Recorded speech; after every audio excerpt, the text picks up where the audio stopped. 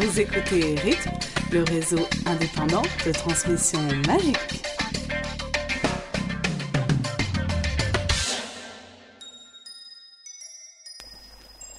Bonjour et bienvenue dans ce 10e épisode de la radio indépendante à transmission magique. Et nous sommes heureux de vous retrouver en compagnie de Aïlis, bonjour, Elena, Purple bonjour. Et Pruno. Et des Deagle. Et des Deagle, moi-même. Et très bien.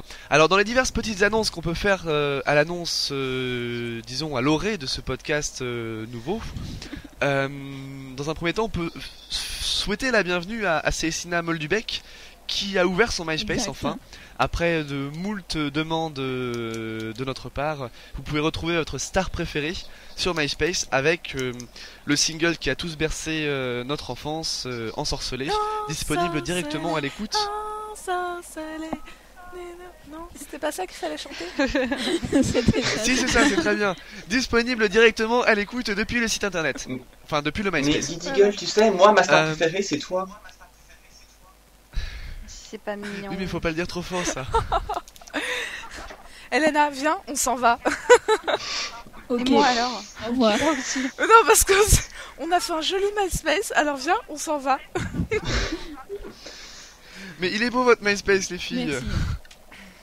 Bref, allez retrouver Célestina pour faire plaisir à Purple, à Elena et surtout pour vous faire plaisir avant toute chose. Deuxième événement, bientôt vous pourrez retrouver en page d'accueil, voire même vous retrouvez déjà en page d'accueil, un concours d'écriture. Et n'hésitez pas à aller voir les lots que nous proposons. Et que vous soyez pourvu de talent ou dépourvu de talent, essayez quand même, tentez, envoyez vos textes. De toute façon, Vous n'avez rien à perdre. Des lots sont prévus pour tout le monde. Y a rien à perdre et puis c'est Qu'est-ce toujours que- marrant de participer. C'est toujours marrant de participer. Et normalement on a prévu un lot tiré au sort pour parce que l'important c'est de participer. Donc même en écrivant terriblement avec plein de fautes d'orthographe. Non, pas plein de fautes Non. d'orthographe. Quand même. Attends, ne leur conseille quand même pas d'écrire des trucs mauvais avec des fautes pour gagner, quoi. Non, je dis juste que il faut pas être inhibé, il faut pas avoir peur d'écrire mal.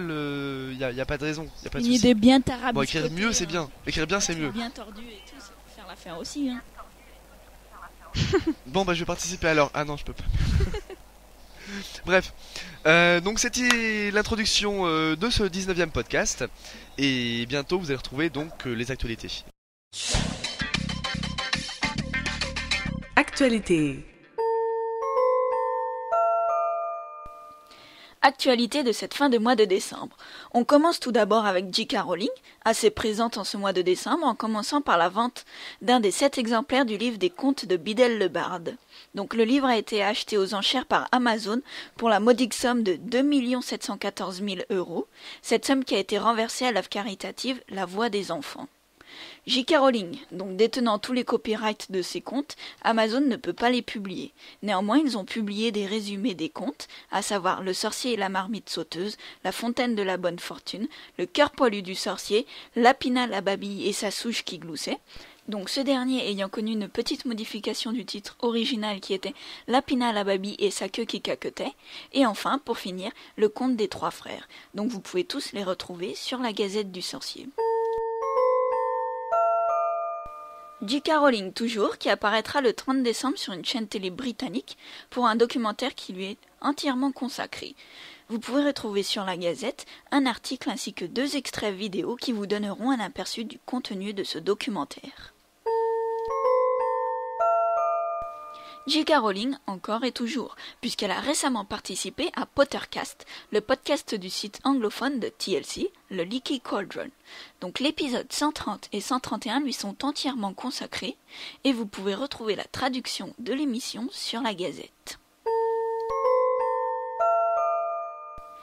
J.K. Rowling, c'est fini. On passe maintenant au film Harry Potter et le prince de sang mêlé, puisque le casting continue toujours.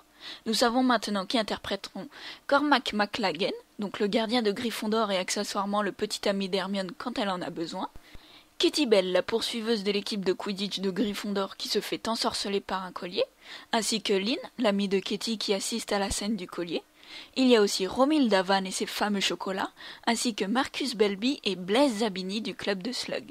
Tous sont interprétés par d'illustres inconnus.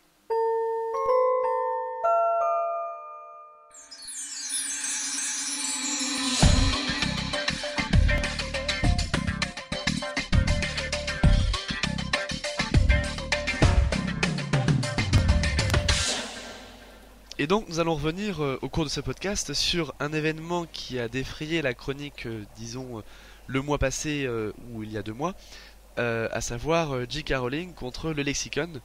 Le Lexicon qui voulait publier un livre basé sur le site internet, donc le site internet qui est à ce jour l'encyclopédie la plus complète sur Harry Potter. J.K. Rowling elle-même a avoué s'en être servie à l'occasion de l'écriture de ses bouquins. De ses livres, pardon. Or, J.K. Rowling estime que ce bouquin n'est qu'une compilation de sa propre propriété intellectuelle, donc c'est du plagiat, et tente de le faire interdire. Pour le moment, un juge new-yorkais a tranché et la publication est reportée jusqu'à ce que le jugement soit tranché définitivement et reporté ultérieurement en février.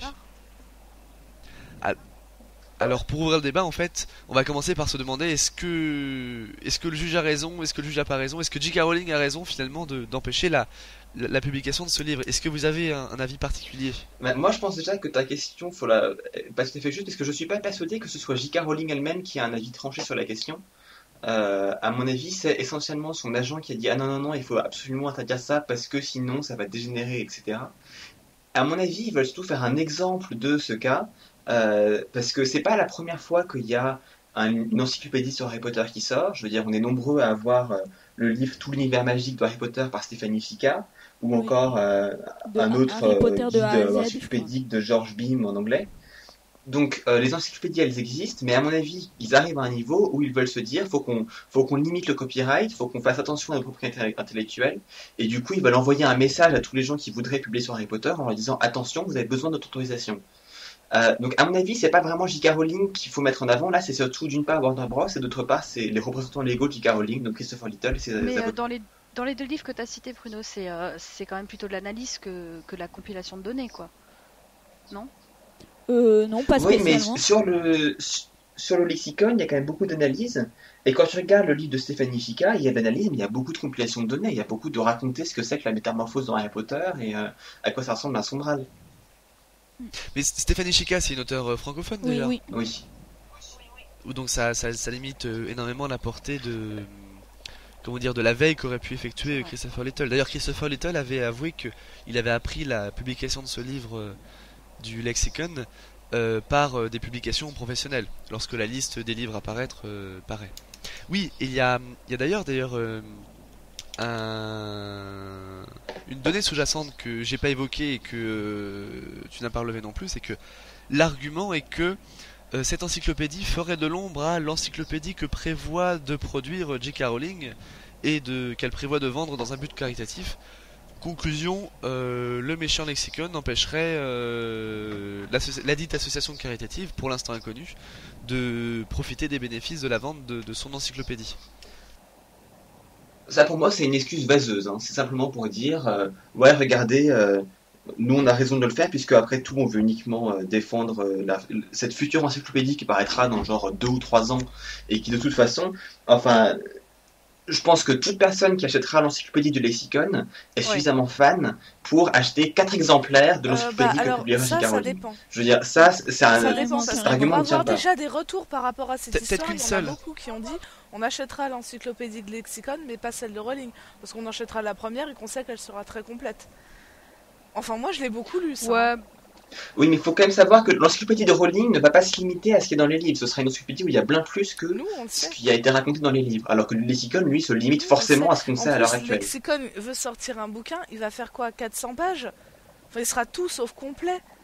Je vois pas quel est l'intérêt de sortir un livre alors qu'ils ont un site internet qui est ultra pratique, ultra complet parce qu'on peut avoir des liens et tout ça alors que dans un livre on perd toute l'interactivité. Moi je comprends. Parce qu'avec un livre, tu peux faire un truc fantastique Oui, si tu peux le vendre, c'est uniquement pour faire du fric. Exactement. Non, je suis pas d'accord. Moi, j'aime beaucoup les encyclopédies dans le sens où tu vois, c'est un encyclopédie papier que tu peux ouvrir au hasard et lire un article que autrement tu n'aurais jamais lu. Ça, c'est quelque chose que moi je trouve Oui, mais tu sais, très Bruno, agréable. tout le monde ne fait pas Alors, ça. Hein. effectivement, Non, tout le monde n'ouvre pas un Ouvrir une dictionnaire. encyclopédie au hasard. Du coup, et, mais personne ne vous oblige à acheter ce livre. Hein. Je dis juste pratique pourquoi est-ce que quand moi il je y a pas l'achèterais. d'électricité surtout. Ça m'arrive là, je tombe plus d'électricité, t'as besoin de savoir quelque chose, et ben tu sors l'encyclopédie sur papier quoi. C'est pas mal. Ouais, mais bon. Enfin, moi, je pense que la question principale, c'est la propriété intellectuelle. Et apparemment, ils ont un petit peu de mal à savoir si c'est légal ou pas. Mais enfin, tel que je le vois, c'est vraiment reprendre des choses qui ont été écrites par J.K. Rowling telles quelles, sans rien y ajouter, à part les trier, les classer et les revendre sous format papier. Et je suis pas complètement d'accord avec cette idée-là. C'est vrai que nous on a eu aucun Moi, je pense qu'il y a aperçu plus que ça quand même. Hein. Qu'est-ce qu'il y aurait de on a encore plus eu aucun que aperçu des encyclopédies quoi. Qu'est-ce qu'il y aurait de plus qu'un Moi je sais pas, classement moi je m'attends aussi à une section personnages, une section créature, une section sortilège et tout ça, et retrouver un peu ce qu'on sait déjà de J.K. Rowling. Oui. Et enfin je sais pas ce qu'ils vont mettre eux quoi vraiment. Mais c'est super pratique, Enfin, moi, ça je je suis vois ça d'accord, c'est super pratique. Bon, c'est ce qu'il y a sur leur site internet qui est vraiment super pratique. Mais en dehors de ça, je veux dire, ils ajoutent rien, à part le travail que c'est de le reclasser. Il n'y a rien qui vient de eux, quoi. Mais, Oui, mais si on ça, regarde pour ça moi, d'un point de c'est un- vue, Ça pour moi, ça en fait une œuvre à part quand même. C'est pas du tout. Enfin, c'est pas comme si il reprenait plein de citations de Harry Potter. Certes, il parle du monde de Harry Potter, mais quelque part, ce simple réagencement des données, cette collecte, quand ils font des chronologies vachement complètes et tout, que ils prennent un truc dans le tome 7 qui relie un truc dans le tome 2, etc. Pour moi, ça compte comme de l'analyse. d'un point de vue de la propriété intellectuelle, en droit français, une base de données, c'est une œuvre intellectuelle Ouais, mais t'as vu sur quoi elle est proprement basée? Je veux dire, oui, c'est une œuvre intellectuelle, ça on est d'accord. Mais si elle se base sur une autre œuvre intellectuelle, parler. Oui, mais il y a parce que la seule chose que t'as vraiment le droit de faire sans aucun problème, c'est la parodie. Donc ça a été fait. Non, la parodie, la satire et l'analyse, D'accord, c'est voilà. les trois choses que tu as le droit de faire. Les trois ont Là, été c'est faits, l'analyse qui compte. effectivement. Mais là, l'analyse, je sais pas s'il y a vraiment de l'analyse dans ce qu'ils veulent faire. Bah si on cherche vraiment un peu Je dans crois leur que c'est forum, ça le il y en a, problème. quoi. Enfin, vas-y. Sur leur site, pardon. Mais faut la chercher, quoi. Mais je veux dire, dans le livre, je sais pas où est-ce qu'ils vont caser ça, quoi. C'est pour ça on n'a aucun aperçu, donc on peut pas vraiment savoir non plus comment va être structuré Alors ce c'est là livre. où Puis le lexicon a pas été correct non plus, quoi, quand on leur a demandé de procurer un livre pour pouvoir voir justement si il y avait lieu d'interdire la publication ou pas, s'il y avait vraiment de l'analyse, si c'était quelque chose de... Enfin, si ça allait vraiment reprendre 100% ce qu'a dit J.K. Rowling sans rien de plus. Non, eux, quand on leur a demandé de fournir le bouquin, eh ben, ils l'ont pas fait, quoi, en trouvant des excuses plus vaseuses les unes que les c'est pour autres. ça. Donc ils ont pas été corrects non plus, quoi. Ouais, Mais c'est là- ce que j'allais dire. C'est que ça c'était Là nul, ouais. justement, on va faire le même parallèle que faisait Pruno avec J.K. Rowling, son agent. Je pense que c'est plus l'éditeur qui a un pied nickelé que Oui, le mais ça peut lexicon qui importe. voulait, Ça peut qui importe le- qui quand tu demandes, ok, bon, on va regarder, est-ce que ça va ou pas, et qu'on te donne pas le bouquin. Bah, c'est déjà une preuve de mauvaise foi. Des Deagle, Mais- Donc, Ils l'ont à la su, mais question ils l'ont que Mais, fait pas il y a- à au la moment, question quoi. que tu posais tout au début des Deagle quand tu disais on verra si nous on est d'accord avec le juge. Moi personnellement je suis d'accord avec le juge d'ajourner la publication par exemple. Parce qu'en effet comme ils ont mis énormément de temps à fournir le livre, il était évident qu'il fallait ajourner la publication. Après la décision pour l'instant on l'a pas. Donc là on peut pas savoir si on est d'accord ou pas. Mais on est d'accord qu'il a eu raison de faire ça. moi je suis d'accord, oui.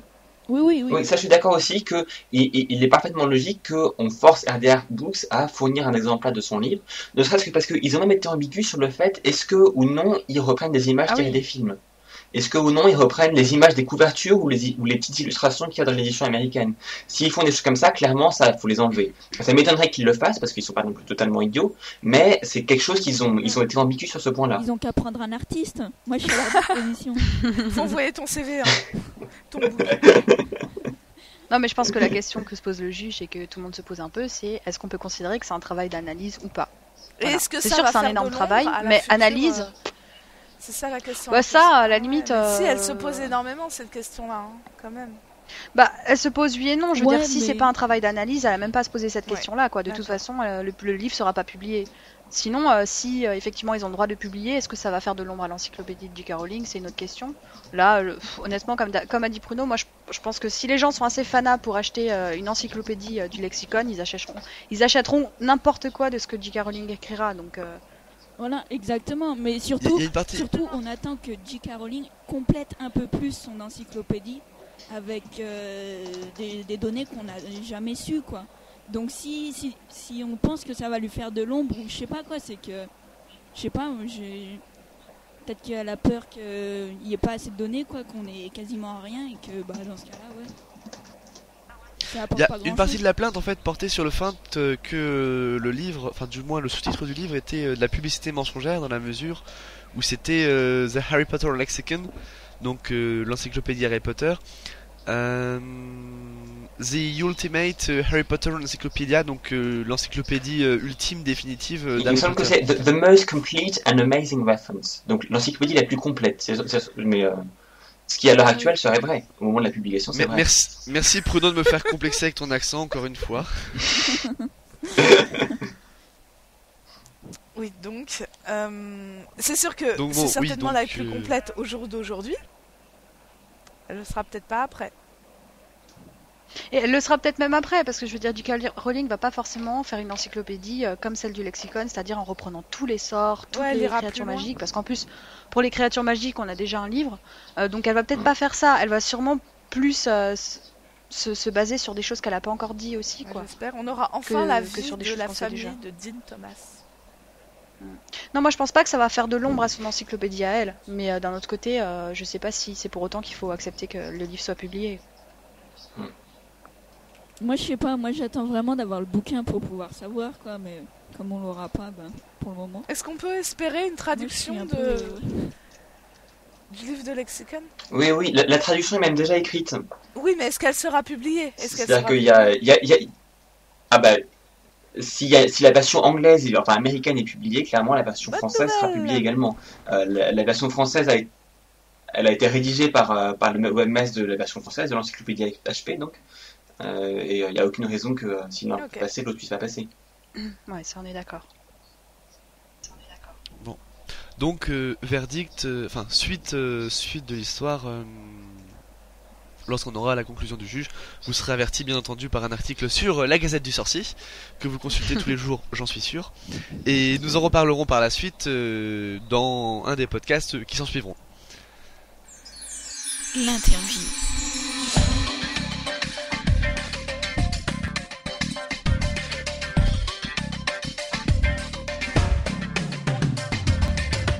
Je suis actuellement au festival de Mons, festival Trolls et légendes, dont cette année l'édition est sur le thème Les sorciers, Harry Potter, Merlin et autres. En parlant d'Harry Potter, eh bien, notre jeune Harry est invité d'honneur avec différents auteurs de romans, d'études, tels Denis Labbé. Alors Denis Labbé, on va laisser te présenter, donc tu es... Je suis auteur, critique. Ici, là, pour Harry Potter, c'est plutôt la casquette de critique.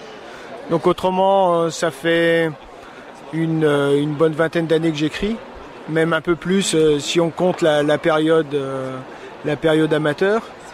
Et je suis plutôt spécialisé dans tout ce qui est fantastique, science-fiction et fantasy. Donc Harry Potter, c'est vraiment dans le domaine de prédilection. D'accord, alors lorsque tu parles de fantasy, je suppose que ce qui est intéressant dans Harry Potter, c'est toutes les mythologies que J.K. Rowling utilise. Alors, entre autres, on va parler des centaures, licornes et autres. Alors ton étude et ta critique posent sur quoi ? Alors on a travaillé à deux, hein. J'ai travaillé à l'époque avec Gilbert Millet qui est décédé depuis, mais on avait pris une optique qui était celle de plonger au cœur même du monde de Harry Potter. C'est-à-dire que J.K. Rowling n'a pas sorti Harry Potter de nulle part. Elle s'est basée sur des éléments qui existaient déjà depuis un bout de temps, c'est-à-dire le roman initiatique anglais, hein, qu'on a chez Dickens notamment, tout ce qui est lié aux contes, aux légendes. Donc elle a amené aussi bien les légendes anglo-saxonnes, avec tout le domaine celtique de la fée, de ce côté magique de la nature, mais elle a aussi plongé dans la mythologie scandinave, dans la mythologie gréco-romaine, donc les centaures notamment. On a aussi des inventions de sa part, donc où elle a recréé une mythologie, et en mêlant toutes ces mythologies, tous ces éléments qui viennent du conte, elle crée la mythologie Harry Potter. C'est d'ailleurs ça qui plaît aux gens, qui retrouvent des éléments qui sont à eux, tout en se plongeant dans un monde différent. D'accord, alors c'est vrai que tu parles des mythologies gréco-romaines, bon, les centaures, on pourra parler aussi d'autres animaux, d'une mythologie recréée.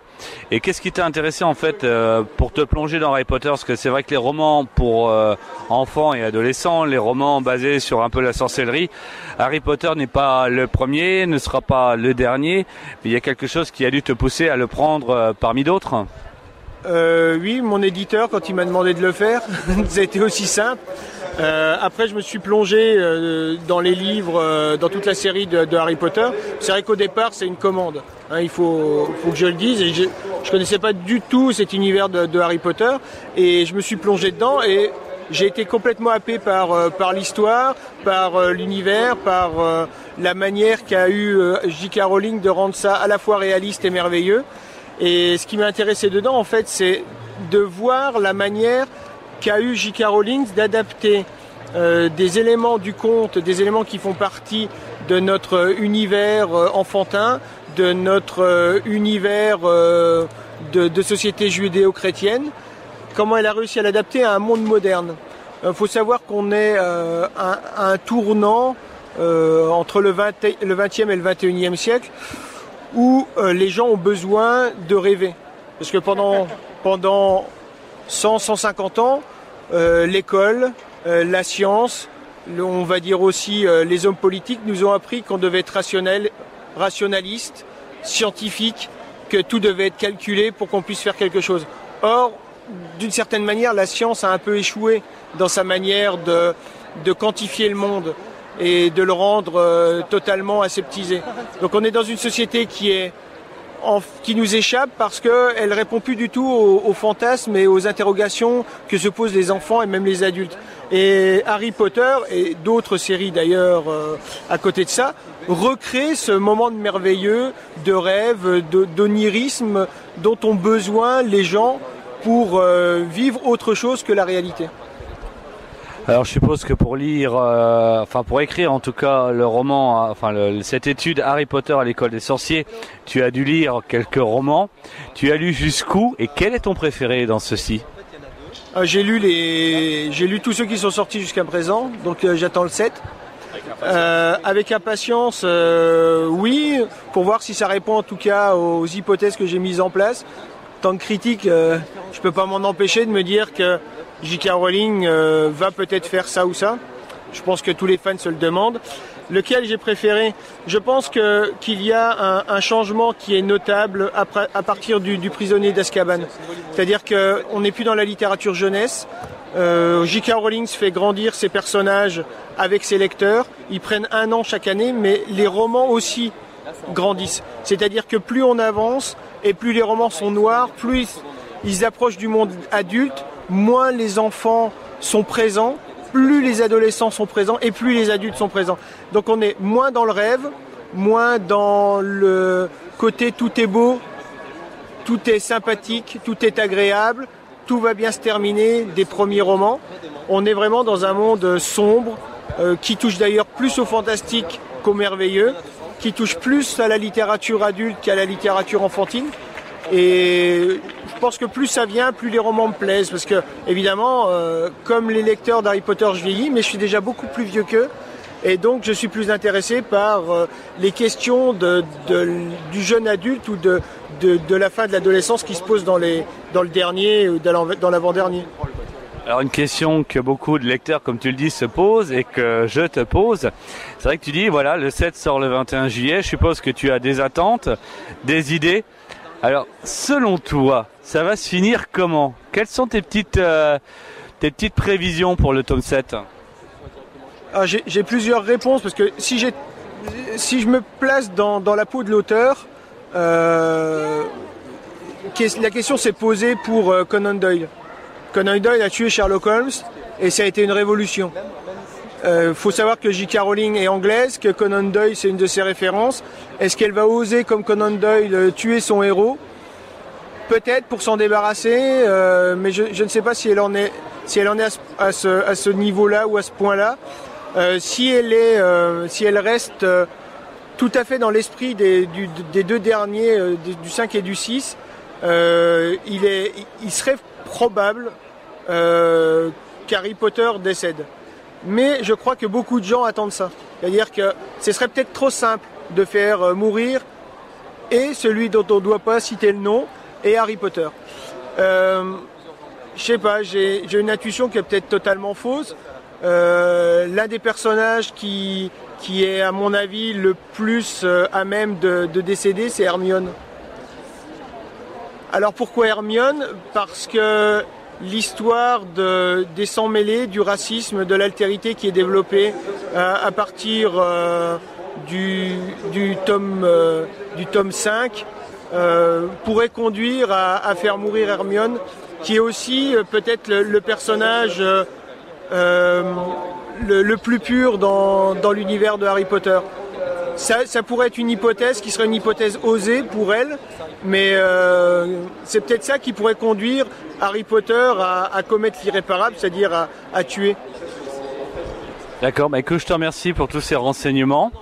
C'est avec plaisir qu'on va lire Harry Potter à l'école des sorciers, cette étude de Denis Labbé et Gilbert Millet. Au revoir et bonne journée. Merci bien.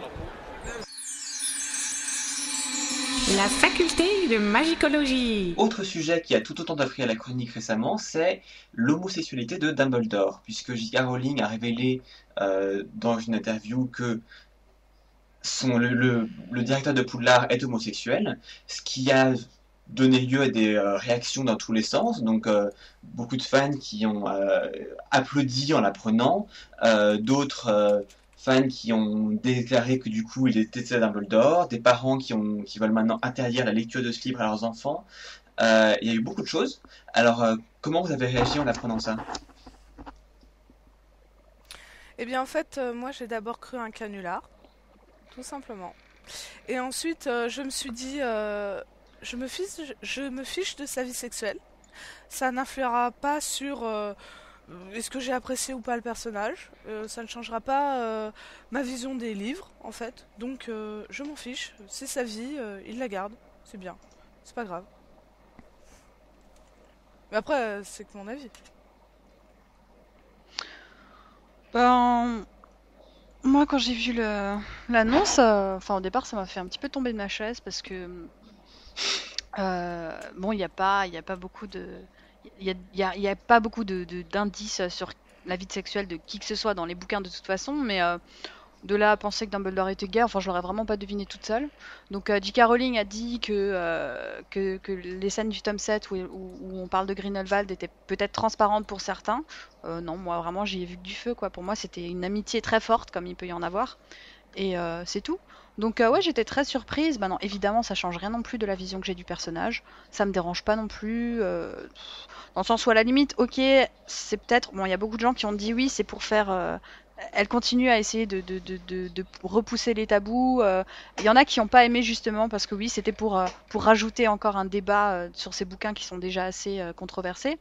Mais finalement, oui, pourquoi pas. Je veux dire, elle a déjà poussé pas mal de tabous, donc pourquoi pas repousser celui-là aussi.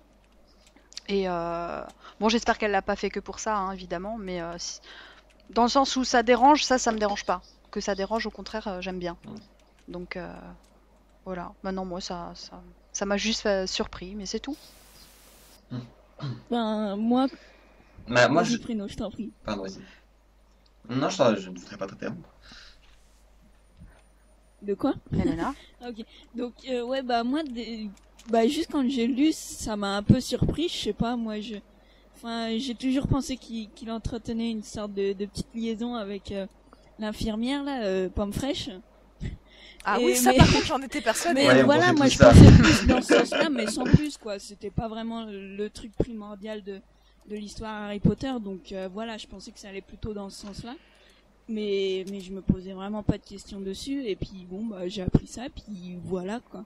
Mais ça change pas du tout ma vision enfin, je le verrais toujours comme le gars qui reste dans son bureau à faire les 100 pas, à réfléchir et tout, quoi. Ça change rien du tout. Et quand j'ai lu le tome 7, franchement, j'ai rien vu du tout non plus avec avec l'autre, quoi. Je voyais rien, quoi. Grindelwald. Voilà, quoi. Non, j'ai rien vu, quoi. Je sais pas, je m'attendais pas à ça, et puis bon, voilà, une surprise, et puis... Mais ça s'arrête là. En fait, pour terminer, je sais pas. Enfin, si, je sais. Mais... ça tombe un peu à côté de la plaque. Dans la mesure où dans les livres, Dumbledore est quand même asexué. C'est pour ça que... Oui, J.K. Rowling nous dit qu'il est homosexuel, on va lui accorder de l'importance parce que après tout, c'est elle qui a créé l'univers, donc on pense que... Elle est au courant enfin, on espère qu'elle est au courant des motivations derrière, mais il y avait un critique du New York Times, je crois, qui disait que J.K. Rowling, même si quand bien même elle avait créé l'univers, elle pouvait très bien se tromper justement sur ce point-ci, parce que strictement rien dans le livre à proprement parler n'indique une quelconque orientation sexuelle, une quelconque pensée sexuelle. Dumbledore, ça reste la figure du mentor, enfin surtout dans les 6 premiers livres. Et dans le 7e, ça redevient la figure du mentor avec le fameux épisode de la gare. Donc voilà, moi ça m'a fait ni chaud ni froid en fait. Je pense que ce qu'elle a surtout dit, c'est qu'elle le voyait comme homosexuel, quoi. Puis après, de là, tout est parti. Ouais, elle a dit, j'ai toujours pensé que Dumbledore était homosexuel. Et à mon avis, il y a quelque chose, en fait, de Dania, c'est parce que, moi, que j'étais comme Elena, je pensais que Dumbledore était amoureux de Pomme Fraîche. Mais ma copine, elle était persuadée que Dumbledore était homo. Et en fait, elle pensait qu'il était amoureux de Rogue. Parce que comme Socrate amoureux d'Alcibiade, c'était le sage, même le mec qui représente la sagesse, qui n'a pas vraiment d'égal. Personne n'est aussi intelligent que lui, et il tombe amoureux non pas d'une façon physique, mais d'une façon purement intellectuelle de ses élèves les plus brillants. Donc c'était dans la génération de Severus Snape, ça aurait été lui, éventuellement un thème de Harry Potter. Et c'est vrai que Grindelwald était mine de rien la seule personne à avoir été aussi intelligente que lui. Et du coup, cet amour qu'il a pour lui, c'est un amour finalement d'avoir un égal, d'avoir quelqu'un avec qui il se sent vraiment, enfin, avec qui il peut être lui-même et avec qui il n'a pas une supériorité Mais alors écrasante. pourquoi appeler ça de l'homosexualité? Parce que ça pourrait être une femme comme un homme, l'élève le plus brillant. Mais je suis tout à fait d'accord avec l'analyse. Oui, Je veux dire, c'est vraiment tomber amoureux d'une façon purement intellectuelle. Mais pourquoi homosexuel alors? Ça peut être n'importe qui. Je pense qu'il se trouve donc qu'il est tombé amoureux d'un homme quand il était jeune. Et écoute, enfin bon, ça a pu rester comme ça par la suite. Je pense que peut-être que quelque part, quand elle dit qu'il était homosexuel, c'est parce que il a eu, enfin pendant très longtemps en tout cas, il était amoureux de Grindelwald. Ça n'a pas été un amour de jeunesse, ça a duré longtemps.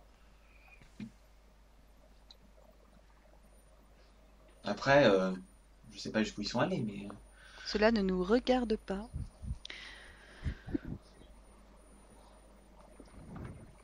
Donc voilà. C'est vrai qu'en revanche, je pense que ça arrive à tout le monde.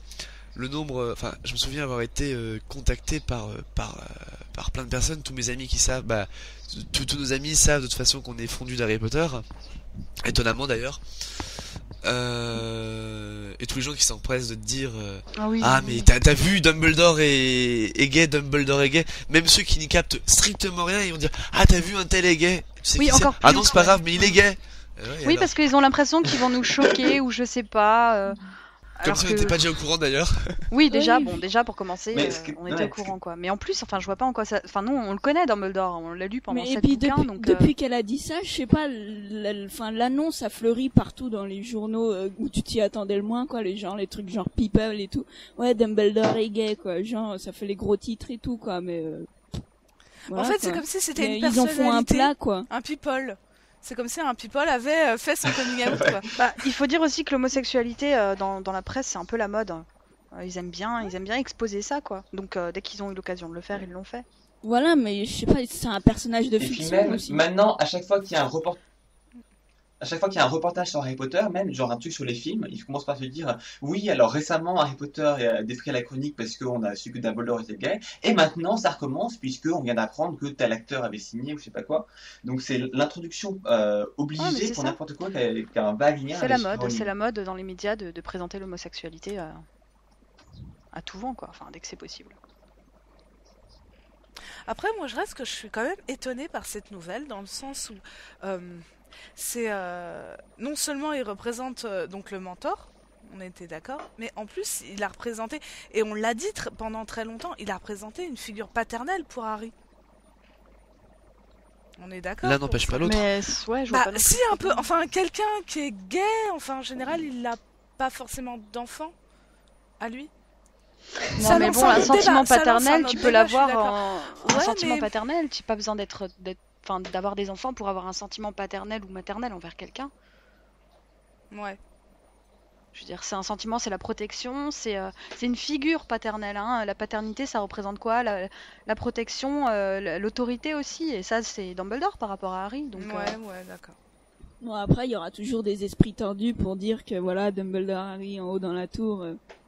Mais ça, ouais, enfin, Bah oui, c'est ça la question, c'est est-ce que ça change la vision de la relation entre Harry et Non. Dumbledore? Et pour Non. moi non, parce que justement il était pas homosexuel, il était amoureux de Grindelwald, donc et donc je pense qu'il avait d'attirance physique Non. pour personne. Puis en même temps, faut rappeler que à Poudlard, ce sont des enfants et que homosexuel ne sous-entend pas pervers. Ouais. ni pédophile. Exactement. Et que justement, il était positionné dans la place de l'image du père et du mentor, donc Voilà. quoi. Parce que quelque part, si ça a défrayé la chronique, c'est tout le monde s'est dit ah il était homosexuel, bah ça tombe bien avec Harry Potter, tiens peut-être que patati patata, mais non, ça, enfin il y a strictement aucun Il y a rapport. aucun Et lien, puis, on bien le sûr. saurait s'il s'était passé quelque chose. Harry nous l'aurait dit. Hein. Oui, parce qu'on sait tout à travers ses yeux. donc- Oui, Et il l'aurait dit, Harry sinon. n'y a vu que du feu. Donc, enfin, voilà quoi. Harry le sait même pas d'ailleurs. si ça se trouve, ouais, Non, il le sinon on sait l'aurait pas. appris dans le tome 7. Bah non, Harry le sait pas. Oui, il s'en doute même pas sinon. Oui, je pense que si ça se savait, Rita Skeeter aurait écrit un chapitre Exactement. dessus. Exactement. C'est pour ça qu'en plus, cette annonce n'a aucun rapport avec les livres, moi je trouve. Mais- Tu vois, parce D'ailleurs, que sinon, Dumbledore Rita le Skeeter- sait-il lui-même? Ah, ça c'est bien. Ça c'est Sûrement. intéressant. Ouais, c'est aussi. Mais je pense que, enfin, l'annonce, elle vient surtout pour appuyer l'histoire à Grindelwald, Dumbledore. Maintenant, bon, moi, je pense qu'il n'y avait pas besoin de Non, ça non. pour qu'on comprenne que c'était très très fort entre eux. Honnêtement, ça pouvait être une amitié. Non mais à la base, l'annonce vient d'une question Oui, qu'on aussi. lui a posée. C'est pas J.K. Rowling qui arrivait et qui a dit ah vous savez quoi Dumbledore est gay. Non, enfin elle avait d'autres occasions, elle aurait pu le dire et elle a fait exprès de pas le dire. Là on l'a posé franco. Est-ce que Dumbledore a déjà été amoureux? Elle pouvait pas dire autre chose que oui de Grindelwald. Donc c'est pas un coup de pub qu'elle a cherché à faire.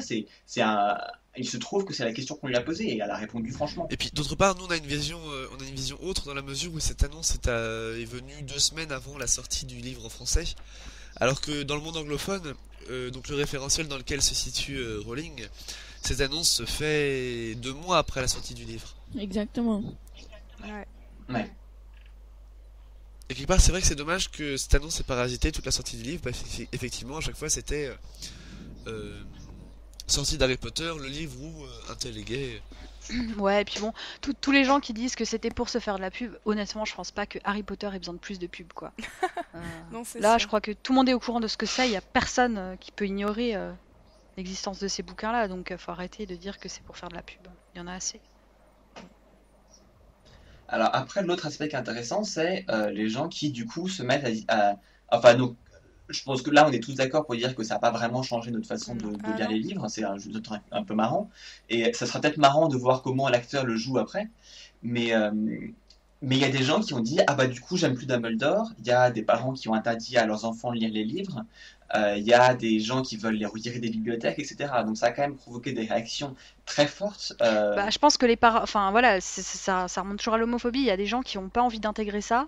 Et alors le fait de finalement dire ça à des enfants, ça aide aussi à, ben ils connaissent ça en étant tout petits, donc ils intègrent, donc du coup ils acceptent. Donc après, forcément, si les parents sont contre l'homosexualité, ils veulent pas que leur enfant l'intègre. C'est tout quoi. Les parents qui sont au courant de ce que ça existe, qui l'acceptent, à mon avis, ça les dérange pas que leurs enfants le sachent.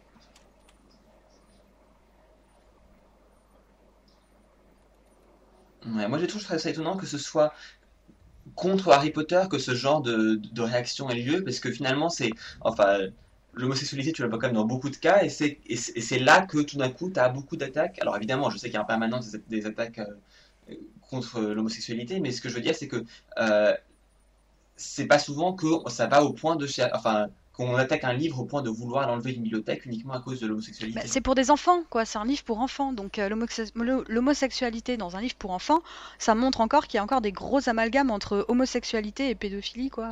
Mais le pire, Ouais, c'est que c'est indiqué nulle part dans le livre, quoi. On le sait, mais après la sortie du tome, enfin, parce qu'on a appris du tome, dans le livre, ils en parlent jamais, ils en touchent jamais un mot, quoi. Donc, c'est là que c'est encore pire, quoi.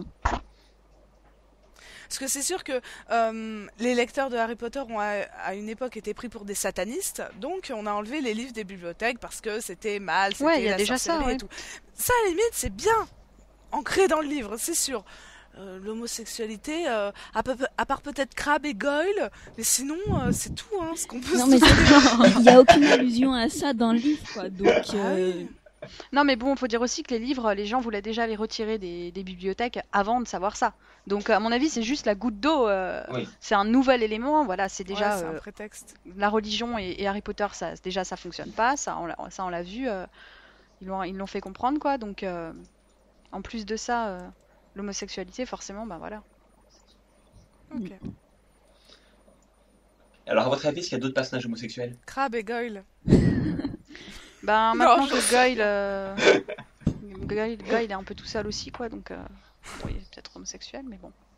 honnêtement, savoir. aucune idée, quoi. Et puis, voilà, quoi. Après, moi, je me méfierais de Parvati On s'en Patil fout. et Lavande Brown, parce que avant que Lavande sorte avec Ron, je dis pas. C'était Non, moi, juste j'ai deux vraiment amis, pas à mon de- avis. Non, moi, j'ai vraiment pas d'avis sur ce sujet non plus, quoi. C'est pas primordial, on va dire. Non. Bah, il y a pas mal de gens qui se posent la question sur Sirius. Ouais, non, Parce mais que- alors c'est bon, là, toucher à Dumbledore, s'il nous touche à Sirius, s'il touche un jour à Olivier Dubois, mais alors il y a pas moyen. Hein. Non, Non, mais Olivier bon, Dubois, mais- il est greluche, c'est différent. Oui, Olivier Dubois, c'est le côté. Non, mais bon, col roulé Sirius, qui colle. on l'a jamais vu dans un. Enfin, on n'a jamais entendu parler lui avec une femme, bon, ni avec un homme d'ailleurs. Il s'est pas marié, il a pas eu d'enfant, il a pas tellement eu En l'occasion. même temps, quoi. il était en Donc prison, forcément, quoi. ça soulève des questions. Enfin bon, tu m'excuseras, mais comment tu fais à Azkaban Oui, pour non, mais avoir des voilà. enfants? Non, mais il aurait pu en avoir avant, parce que lui, quand il est parti à Azkaban, il avait l'âge de James. James avait déjà un enfant. On lui a pas connu de copine autant de James, que ce soit dans la pancine ou de ce qu'il a pu raconter à Harry. On lui a jamais C'est connu vrai. de copine ni de copain. Donc on sait rien sur sa vie amoureuse. Donc forcément, ça pose des questions. Ouais, enfin, Mais il y a bon, sa beaucoup vie, de elle a été quand personnages même où on pas sait mal rien de leur remplie, vie amoureuse. Hein. Ben, on savait pas pour Rogue, maintenant on sait. Mm. On savait pas pour Dumbledore, maintenant on sait. Harry, Ron, Hermione, on sait. Et McGonagall, McGonagall. on sait pas. Bah, d'ailleurs, enfin, Tous les profs J.K. quasiment. Rowling avait dit avant de sortir le tome 7 qu'il était important qu'on sache pas pourquoi tel ou tel prof pouvait être marié, parce que c'était important dans le tome 7. Donc, et ça, je vois pas où en fait. Bah peut-être juste parce que le fait que Dumbledore ne se soit jamais marié pouvait faire deviner qu'il y avait quelque chose avec Grindelwald, je sais pas. Honnêtement, aucune idée. Moi non plus, j'ai Ouais. pas vu le rapport. Ouais. J'ai jamais compris pourquoi elle avait Oui, jamais, c'est elle ça, avait oui, je jamais voulu comprends nous pas dire pourquoi. ça. Je sais pas. Donc, bon. Enfin bon, on commence à dévier là, donc on va conclure. Je pense qu'on peut dire que Dumbledore est gay, et Exactement. alors? Et alors Ouais. On est d'accord.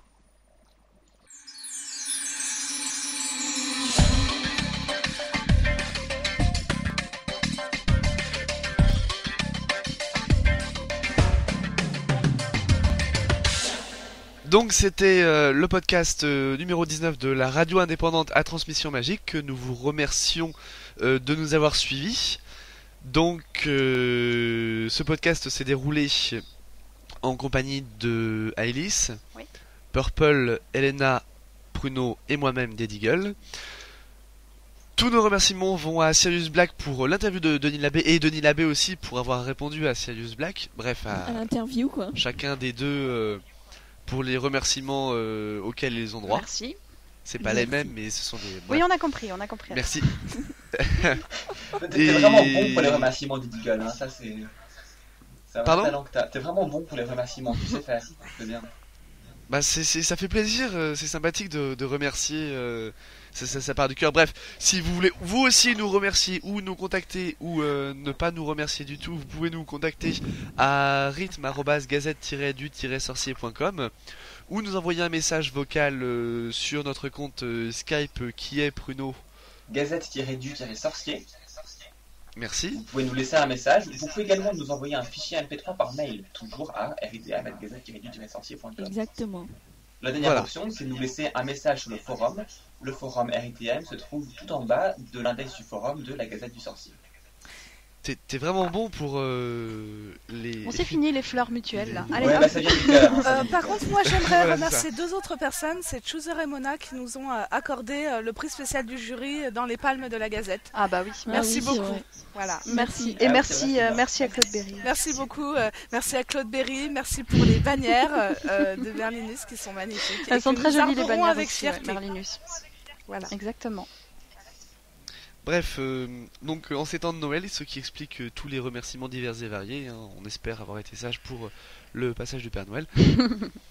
À bientôt et Joyeux Noël. Joyeux Noël. Joyeux et Noël. bah normalement le podcast 20 sortira avant, non?